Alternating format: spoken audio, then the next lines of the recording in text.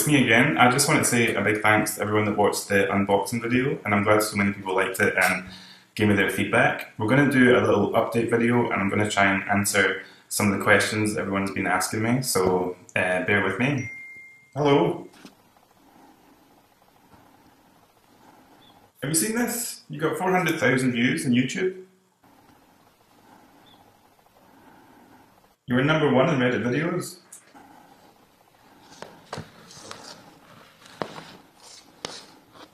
It's never enough, is it? Your little butt broke the internet. Okay, Herman's got his appetite back, so it's now feeding time. I've got Herman some nice weeds and greens that I picked from outside. They're really the best thing for him. And I've also got a bit of Nutribal, which is like a calcium supplement. Tortoises need a lot of calcium in their diet, as well as vitamin D. So I'm going to sprinkle a little bit of that on and give it to him. Okay, while Herman's having his lunch here, I'm going to try and answer some questions that I got from the last video. A big concern was the fridge that he was hibernating in. Basically, a lot of people were asking about, is it airtight? Can he breathe? Does he have enough oxygen? Would he not suffocate? No. Basically, in the wild, Herman's breed of tortoise will bury themselves underground, and their heart rate will slow down, and their breathing will slow down a lot too, so they don't have a lot of oxygen. A website that I really trust for hibernating tortoises is the Tortoise Trust, and when I'm reading up about the fridge method on their website, they said open the fridge a couple of times a week and it'll be fine. I was opening the fridge every day just to be sure, and he's fine. He turned out great. I'm going to put some links in the description below. One's for the Tortoise Trust that I just mentioned, and the other's for a forum called Shelled Warriors. And these are really good resources for tortoises and tortoise keeping, and I highly recommend checking them out if you're just interested in tortoises, or if you're thinking of getting one, or even if you're just, I don't know, maybe if you already have one and you just want to know a bit more. Some other people were asking about his breed.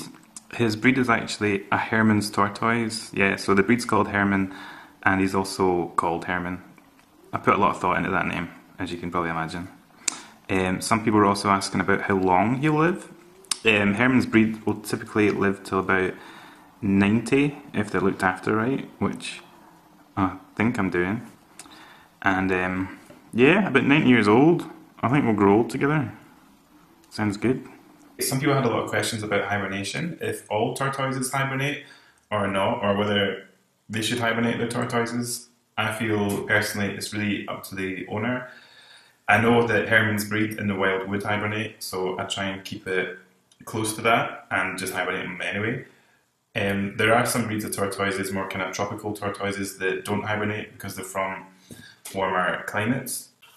I can also see it in Herman's behaviour during the winter. I can see that he slows down a lot, and it's almost as if his body is telling him that he needs to hibernate. As for pros and cons of hibernation, this is a quote from hermanstortoise.co.uk, which is quite a reliable source, and it says, "To artificially keep a tortoise awake all year would increase the food intake to at least double the safe amount.